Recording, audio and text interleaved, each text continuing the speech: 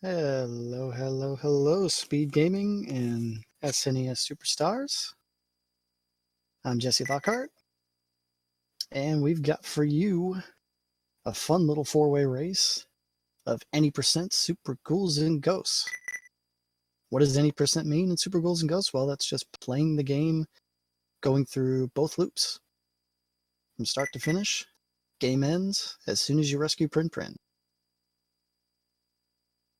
And we got here four of some of the best racers of this game. We got Telio 1, Taro, Sam-I-Am, and Haruma. All of them excellent at this game. Also excellent individuals as well. So please feel free to give them all a follow. Check them out. That looks like we're getting started. So here we go, Super Ghouls and Ghosts. The third installment in the series. And right off the bat, all four players are going to be opening this one chest, and they're going to be searching primarily for the dagger, but you can get one of three weapons out of that chest right from the start. The dagger, the torch, and the crossbow.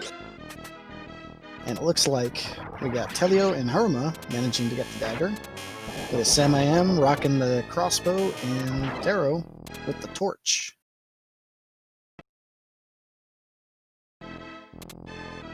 Now, the dagger's the weapon you want to get, because by far it is the strongest weapon overall, especially when you get it upgraded with the bronze armor here, which we got everybody but Rot picking up. Oh, unfortunately, Rot taking a death here. He's going to have to start all the way back at the beginning of the stage. I'll give him another opportunity. So yeah, once you get another weapon out of that chest, you have the chance to also get the lance. I believe there's also a chance to get the scythe early on, too.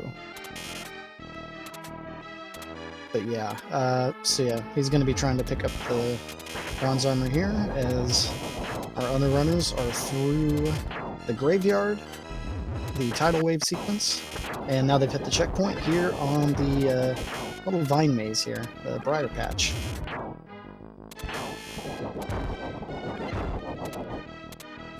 Yes, dagger has the best fire rate. Pretty good damage, the best damage output as well, because of that fire rate. When it's upgraded, it gets a damage boost. It also gains the piercing property, so it's going to be able to go through some collision and do even more damage, and hit multiple targets at the same time. So for Telio and Haruma, they're going to be fine. They're not looking for anything else. But Rot and Sam-I-Am, although Rot managing to get the dagger, that's good. Sam-I-Am, however, is going to be looking for a weapon. Hopefully they can get it.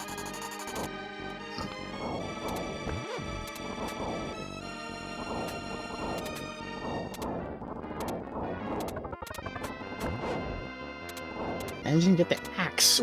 Oh boy. Yeah, the axe is no bueno.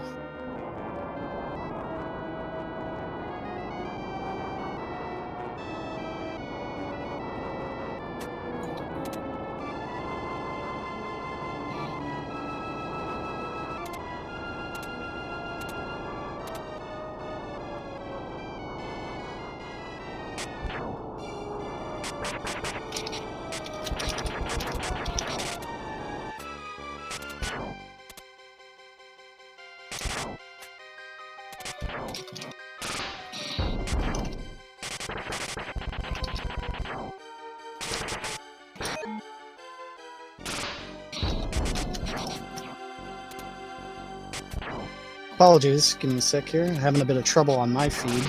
Unfortunately, I'm having to watch the stream just as you guys are. That's okay, we'll make do. Yeah, we're on to stage 2, passing through some pirate ships. And now we're on to this auto-scroller here, where plenty of time to... You notice a few of the runners here took a damage boost. So mainly they do that because it saves a little bit of time, but also because you can pretty easily regain your armor here. Because it's an auto-scroller, you can't really go all that fast. You're at the mercy of the game, unfortunately, forcing you to go slow. So the best you can do is, just take the time recollecting your armor. If you're still missing that dagger, you can recollect it here as well. So yes, one of the other, so some of the aspects of this game that are different from Ghosts and Goblins and Ghouls and Ghosts, for one, the four-way attack from Ghouls and Ghosts does not return, but instead you get a double jump. You also have to collect one more piece of armor, the bronze armor,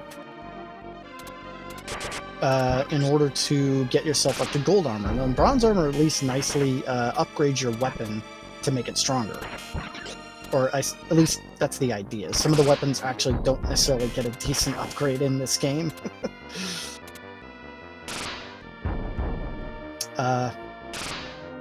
Yes, takes on new properties. And then you get your gold armor.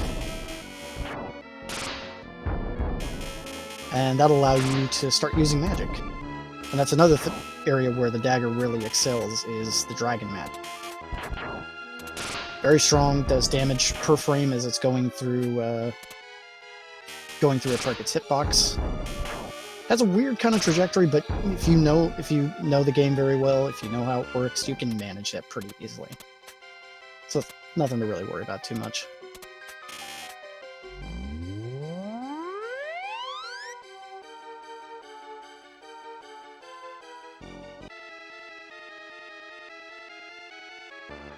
Alright.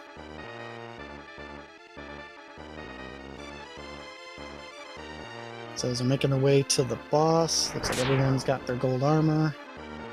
Everyone's rocking the dagger and the dragon. Looks like they're ready to go.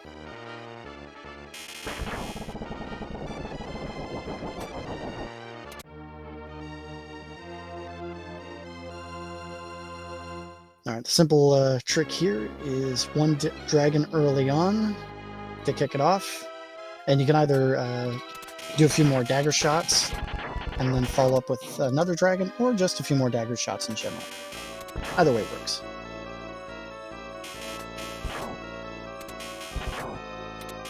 So now we're on to stage 3, the Crucible. Now this area can be pretty tricky. You got all of these imps flying around here. If you want to be quick, you really just kind of have to hope they decide to give you good RNG, which Haruma did not get there, unfortunately. One of them's still up high above, swooping down and taking his armor from him. This is one of the sections of the game, and the graveyard is pretty difficult in and of itself, but this is where a speedrun can really just go to die. It's one of the first real hurdles of trying to get through with a good time. The imps make it sometimes pretty impossible. And sometimes they're nice. Sometimes they're generous. Yeah, Haruma making his way through the corkscrew towers here. Unfortunately, without armor, can deal with the armor, but it's a little bit risky so, and also opting not to take a death there to regain his steel armor. Instead, he's just gonna try and recollect it along the way and just let the armor just kind of hang around near him. Whereas Telio took out the armor. Semi-Am does the same. Oh, Rot doing his patented invincibility strats here. Fun little detail about the magic in this game, or throughout the series actually, is when you use it, you have some invulnerability frames. There's a trick in this game that if you take damage just as you cast the magic, there's another way to do it in stage 5, but the idea is essentially the game gets tricked into thinking you're still casting the magic, so you still have the invulnerability frames going. Unfortunately, you take damage and you lose some of the potency of your weapon, but nothing can hurt you. Except in, say, this stage, where actually plummeting into the pit does kill you. But it's a neat little way to avoid some of these these chaotic spawns, such as the bats and the moblins. So Harma, without gold, is making their way to the Mongolian Deathworm, but there goes Telio, taking him down. And we're off to stage 4, the zombie's stomach, or the ghoul's stomach. Kind of imagine that, a giant ghoul, mountain-sized, and you're just kind of walking around through his body like a cave. One of the great aspects of this game and this series is that sort of theming and imagery. Yeah, the quick kill you saw Telio do is really, really cool. You time it just right, and you can, basically the dragon magic travels in the same path as the Deathworm. Oh no! Sam I am taking a death there. Getting hit by the Deathworm is going to have to start all the way back into the beginning of the corkscrew. That's rough. That's a rough death to take.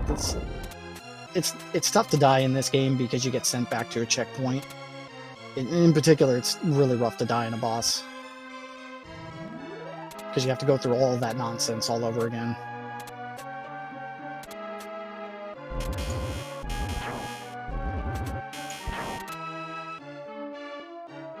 But they're going to soldier on through. It's the nature of the game, unfortunately. This game will troll. Hitboxes are a thing, or not a thing. Whatever the game decides. That's kind of the nature of this game and this series. It's going to do whatever the hell it wants. Sometimes the game's just going to decide, no, you don't get to continue. No, you're going to take a death here, or you're going to lose your armor here. It's pretty nuts. But overall, it's still a great series. It's just a little bit trolly. I always like to think of it as the Dark Souls of video games. It's Dark Souls before Dark Souls was ever a thing. Go figure, huh?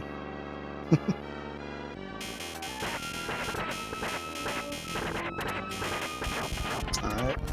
So, Telio make their way to the Hydra Boss. Now this is where another case where the dagger upgraded can really shine. So whether you have gold or bronze armor, when hitboxes overlap, attacks that can go through those hitboxes, like the dagger's piercing ability, will do damage per frame to those hitboxes. And you see that happening on Harma's side as well. It's like really cool. You just shred that boss with this weapon. And apparently you can... One of the few cases where the upgraded axe can actually be useful is in that boss fight. One of the other well-known and great runners of this game from days gone by, PJ, discovered a fun little thing about that hitbox. If you throw the axe just perfectly, you can essentially kind of one-hit the boss with it. But it's probably like frame perfect or something, or like sub-pixel, whatever nonsense is involved to make that happen. But here we are, Telio and Harma having a little bit of difficulty here. They're in Stage 5, the Ice Stage. One of the more beautifully crafted stages in the game. Also excellent music. This whole soundtrack's amazing, but this track really does stand out.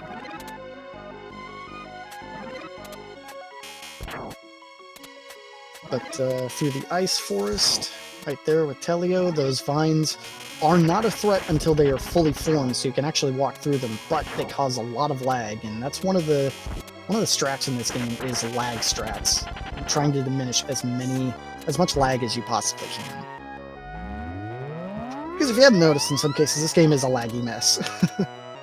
It's one of the reasons why you see Telio running around without a shield and not bothering to collect another one. He was able to get rid of his shield very early as soon as he got it. Because the shield itself is a sprite, and of course also causes lag.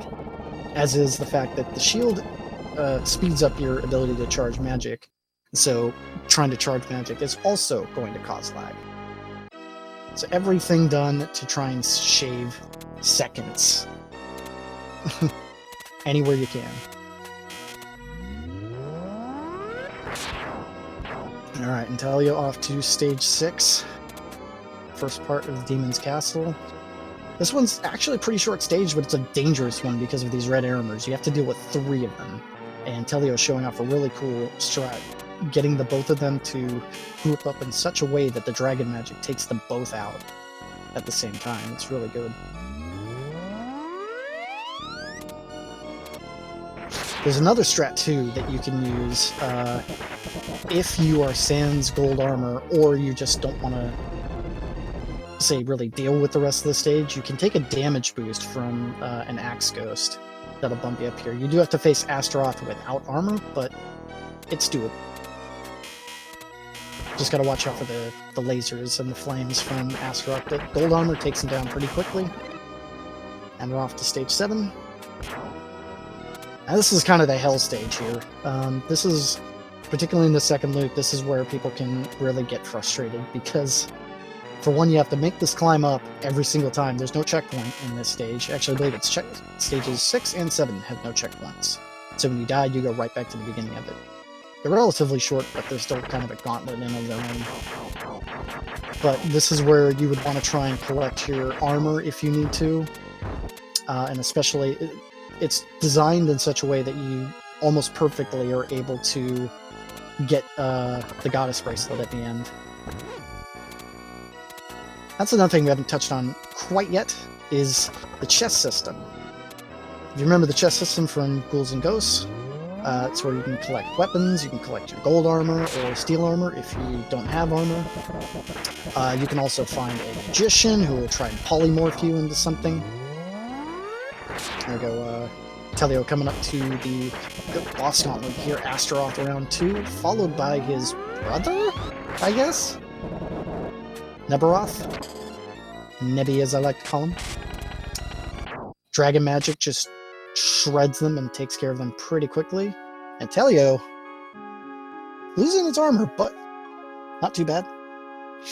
Finally is able to reach Prin Prin, who is in need of her pumpkin spice latte. Unfortunately, Arthur forgot it, climbing all the way up here, and she refuses to let him go in until he gets it. She will not be rescued without her caffeine. So Arthur's got to go all the way back in the beginning and rush it back.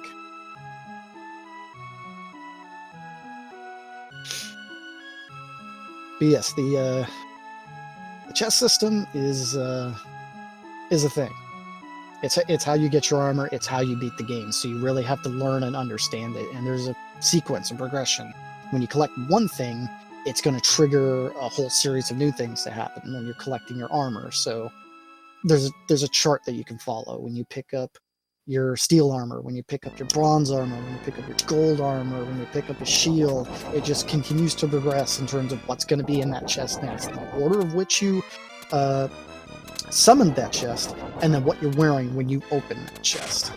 The whole sequence is super important. So learning and knowing that sequence and how it works, learning where all the chests are, and remembering which order you open them all up in is pretty important to, collecting armor, regaining armor that you need to, and particularly in the second loop here, finding the Goddess Bracelet, which we completely ignore all the way up to the end, because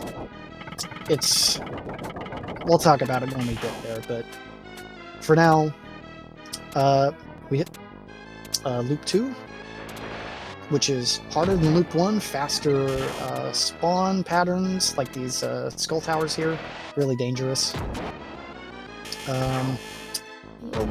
More frequent enemy spawns, enemy patterns, and more aggressive. It's just more difficult in general.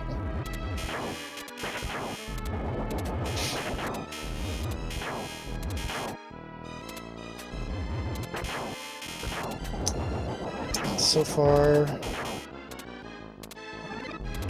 Arma, also without armor again. Yeah, Telio making his way to the stage 1 boss again. It's pretty much the same.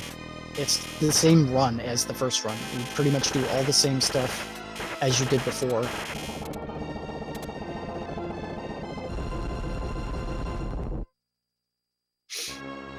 And Telio up to the boss here.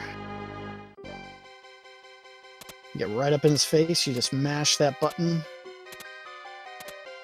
One of the great things about by doing that is there is normally a projectile limit, but when you get right up in the enemy's face, you kind of end up ignoring that limit because the projectile will just simply disappear, and then you'll be able to start throwing more of that projectile again. Another reason why the dagger is so great, you can get to throw 3 before you hit that limit. Also, the dagger flies so fast that you're able to, it gets off screen in time, or hits an enemy in time, that you're able to throw another one again in pretty quick succession. It also allows for some really cool strats, which I believe we've been seeing in a couple of cases, something called the 7 Dagger, where there's a cool thing where you can store... So, when Arthur does a double jump, and you throw an attack like that, what Telio just did, it actually empowers the attack. You might see the weapon flash as it goes across the screen.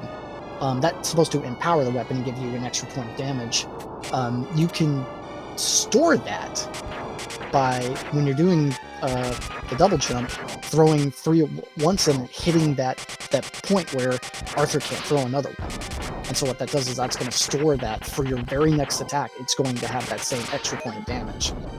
It's a great way to deal with HP breaks. I'm able to dish out a lot of extra damage, like against the flowers in Stage 5, for example, or the woos in Stage 3, if you would use that trick on them. It's great stuff.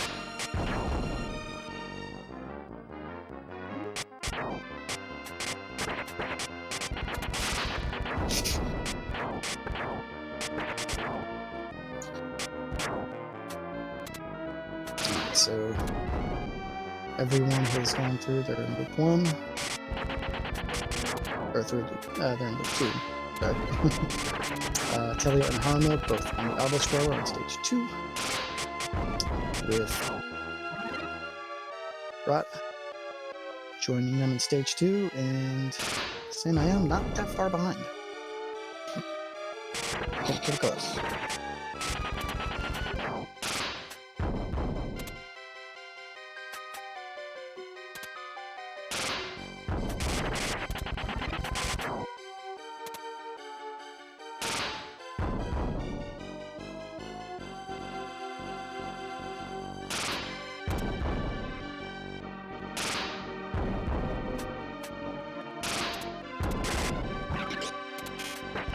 So Greasy Games, some timers will basically have an effect where, depending on, like if you're using what's known as splits, it'll basically tell you, where you are on splits. If you're ahead on your split for that time, basically the time that you clocked in for that stage or that section of the game, being green usually means you're ahead. When you start hitting red, that means you're going to be behind. It's usually used for if you are paying attention to that. Not a lot of runners do that, though.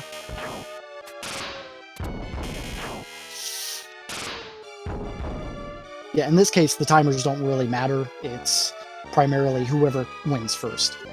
Whoever beats the game first. But who knows? Maybe somebody will get a PB. Even a world record. So the timers have some meaning.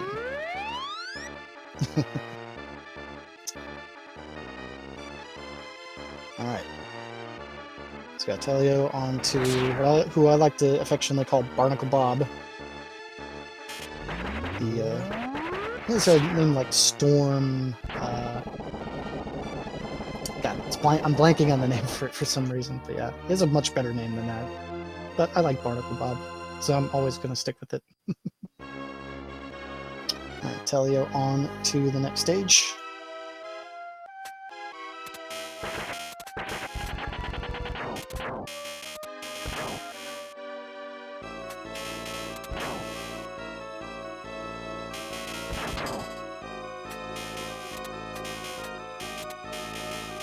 Let's do the Crucible again. Again, this stage is one of the worst ones.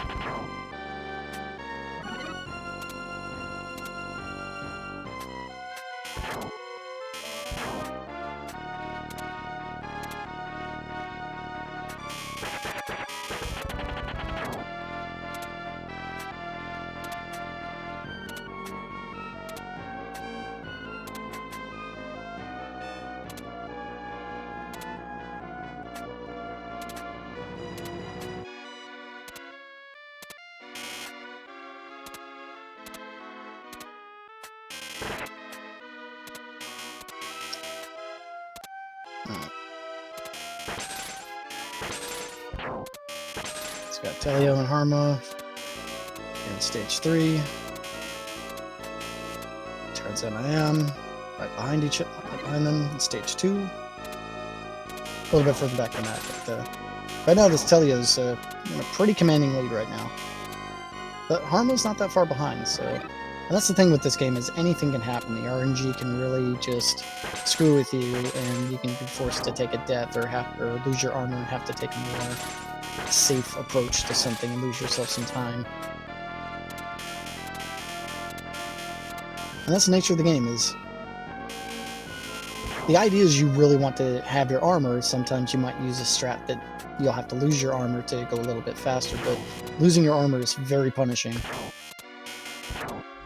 Besides just making your weapon less powerful than it normally would be,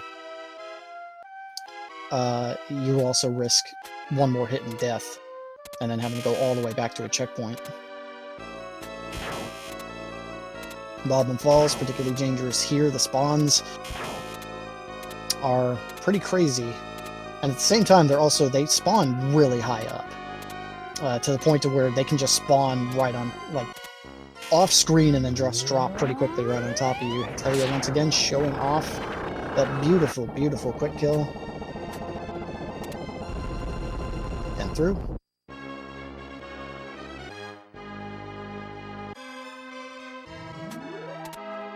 And we're back to stage 4.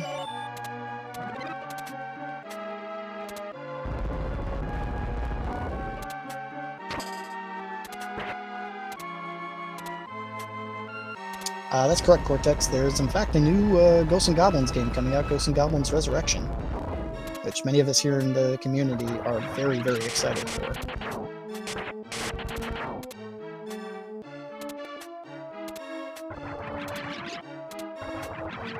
Telio ending up taking a hit, so you have to be a little bit careful. This might give Harma some time to come back. Telio's going to want to try and recollect armor here. At least get steel armor, just for safety's sake. Not sure if he's going to be able to collect bronze armor, which is going to be key for the boss fight. Without that bronze armor and the upgraded daggers, it's going to make the fight against the Hydra a little slow. That might be where Harma is able to get some time back.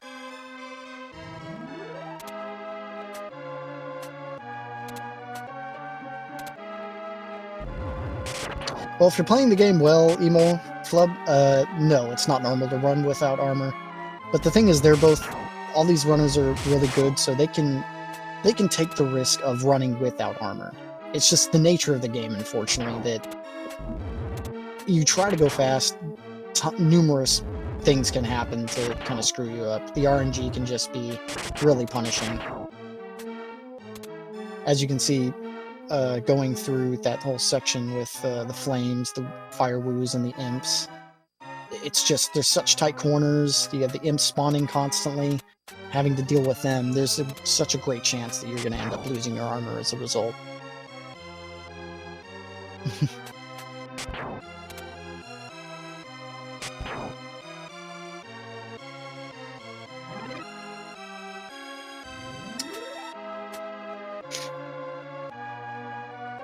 Telio is on his way to the Hydra here. Harma right behind him. So he's going to have a slight struggle here dealing with the Hydra. You might see some stuff you wouldn't normally see from him, like fireballs. Probably not going to get to see the transformation where he turns into a dragon and goes to the other side of the screen. Or like a little baby dragon, I should say. But nope, we don't get that.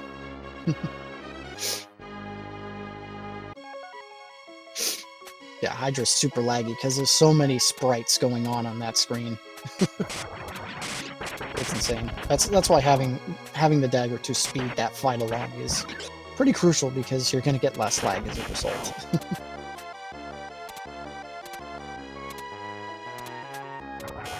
Harma through. Just right behind Telio. Has a really good chance to catch up and even pass Telio, who's going to have to, at some point, recollect his armor here. He's going to get bronze, which he can rock for a good while, without needing to get gold. Probably gonna skip getting gold all the way up until just before the boss. The last possible chest you can get. Which is gonna be right up on the top of the hill.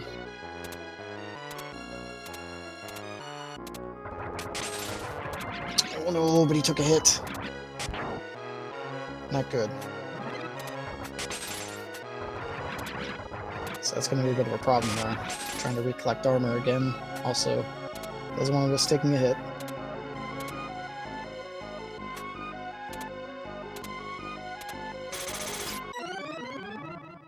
And it's going to take an intentional death. So he can start off with steel and make recollecting his armor much easier.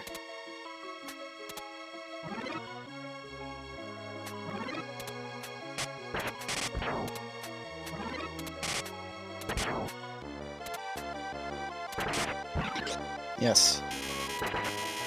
Right now, Harma is now in the lead.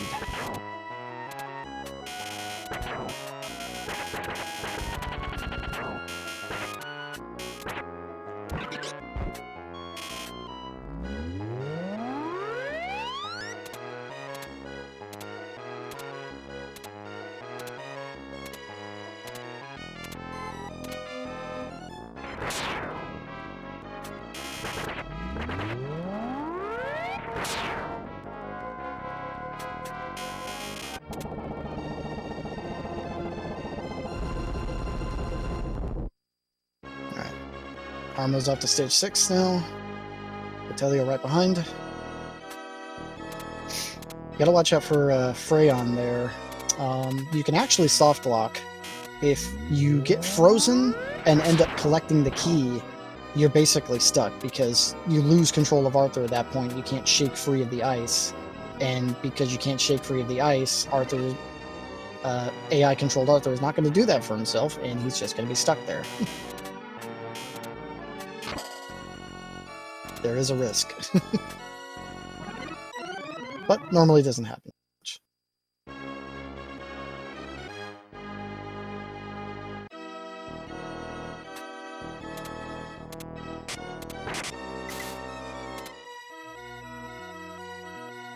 Oh no, Telio gets taking a hit there from the armor, who decided to swoop left instead of up or down? That doesn't happen all that often. So yeah, this is definitely going to slow him down. He can speed up going through the stage using the damage boost here, as I mentioned before. Just takes advantage of that axe goes. You got to set it up just right. You got to jump up once, and that will help trigger him as you jump up to the platform. Yeah, it'll despawn this armor, but you also now have to face Astaroth without your armor. Oh no! And that's the game you play, especially with Astaroth, that sneaky bastard who loves to just... what a jerk. I know the double KO does not go in your favor like in other games. Oh, that fire. That was rough. Yeah, Harma has the Goddess Bracelet. So let's talk about the Goddess Bracelet. So the Goddess Bracelet is technically the strongest weapon in the game, overall per shot. However, unfortunately, it is also one of the more unwieldy weapons to use. It functions similar to a shotgun. Basically, the projectile goes out, and as it dissipates, it'll do less damage. So the closer you are, or the longer the projectile goes, the more damage you will do. And it's based on the kind of armor that you have as well.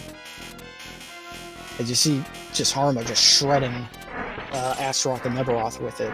You gotta kind of get up close and get a little bit risky. The fight can be real problematic if you end up losing your armor, as Neberoth especially can really zone you out. There we go, Harma taking on the final boss Sardius, or Samael in the Japanese version. Hopefully we get a 2 cycle here. Taking advantage of these platforms, getting in some good hits there, and gets the 2 cycle. Can we get the slide? We get the slide! Oh, baby. That's a way to win. That's showing off the swag. So yeah, and see here, you see Telio taking advantage of that chest sequence there, collecting his armor, and he's going to get this goddess bracelet up here.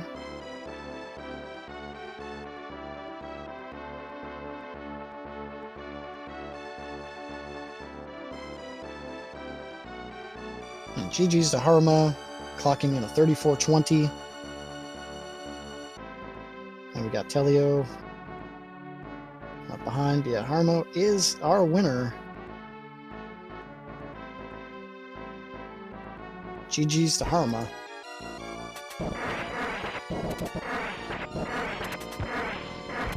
Switching over to Telio here.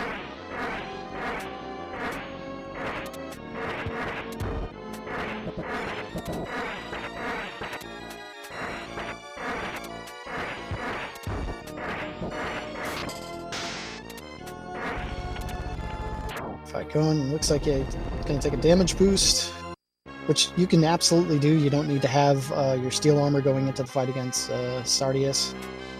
You absolutely can just tank a hit and then take advantage of that using the iframes to just get in the max possible damage against Nebaroth.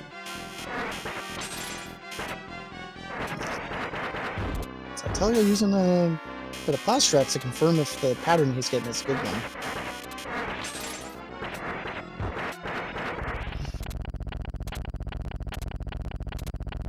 And Telio taking on Sardius. Gets the hits.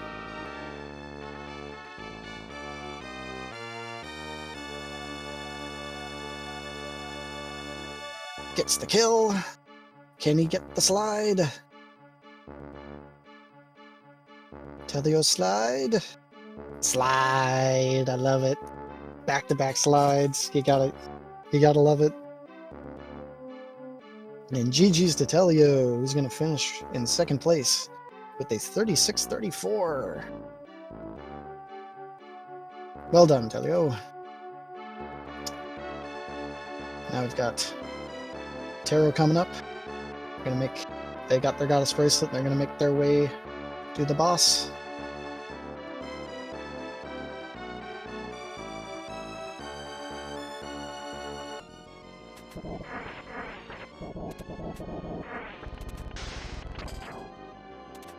Ooh, he's kind of losing his armor there. Gotta be careful here. Without armor, anything can go wrong. This is where I mentioned that Nebaroth can just straight up zone you out. And normally when you have gold armor, you can actually block projectiles with the goddess bracelet, but without so you can't. There's actually a pretty risky strat you can try and do on the right side. I don't think it's really that faster. I don't really see it. But if you really want to go balls out, really YOLO it, you can try and go right side with the goddess bracelet. Alright, Taro. Up to Sardius.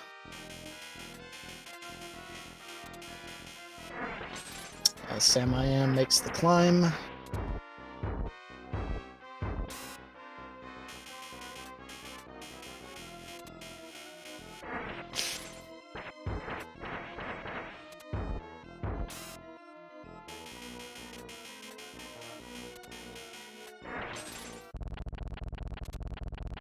Alright, gonna take out Sardius as well. Apologies, I'm on a bit of a delay. Hopefully we'll get the slide.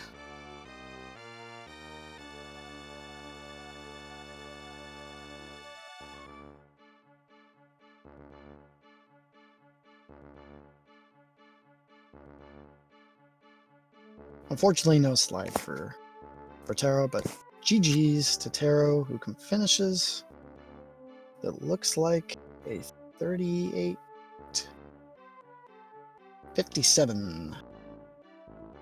Very nice. And then Sam I Am, not very far behind.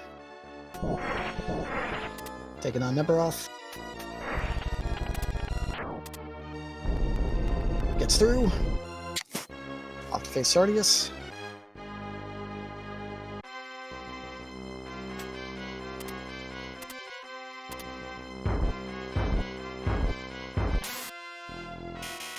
We get some good patterns here. We can get a nice 2-cycle.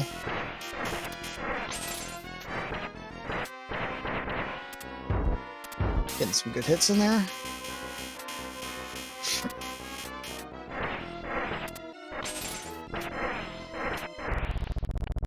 Gets the 2-cycle.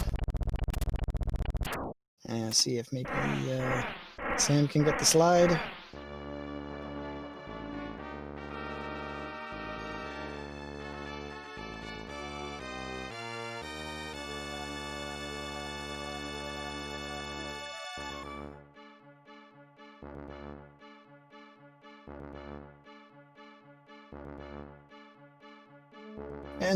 And Sam gets the slide as well. 3 for 4 on the slide. I love it.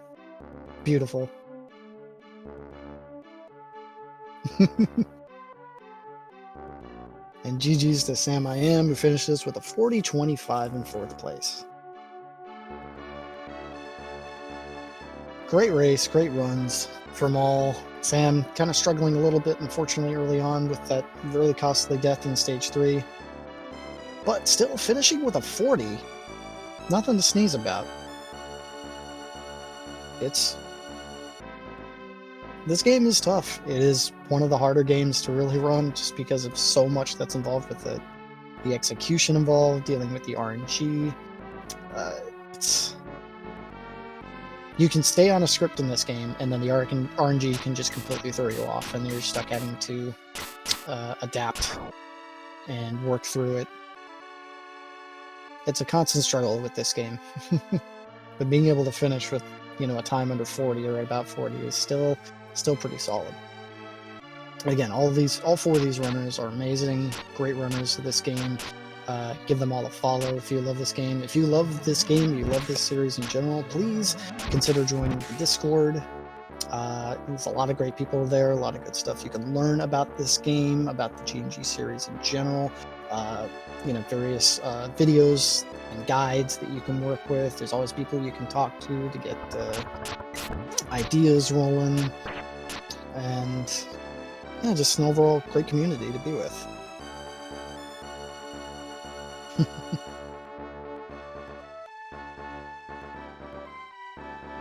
So thanks a lot everyone for tuning in to this race. A lot of fun. Oh, it looks like Sam I Am got the special finish. I gotta check this out a little bit before we call it. There's a fun little glitch in I won't say a glitch, it's a thing about this game where you fall down the pit. So if you change your button configuration to a specific way, Demo Arthur works in a certain way. He's only going to throw a weapon and jump. But if you switch it to where both of his buttons are going to attack, he's just going to attack and he's not going to jump over that pit. So he just plummets. You actually get the map screen, and then you lose the music, and then you get that fun little woo bit, which is normally supposed to show in little ice fuzzy bear there. Instead you get that little fun thing.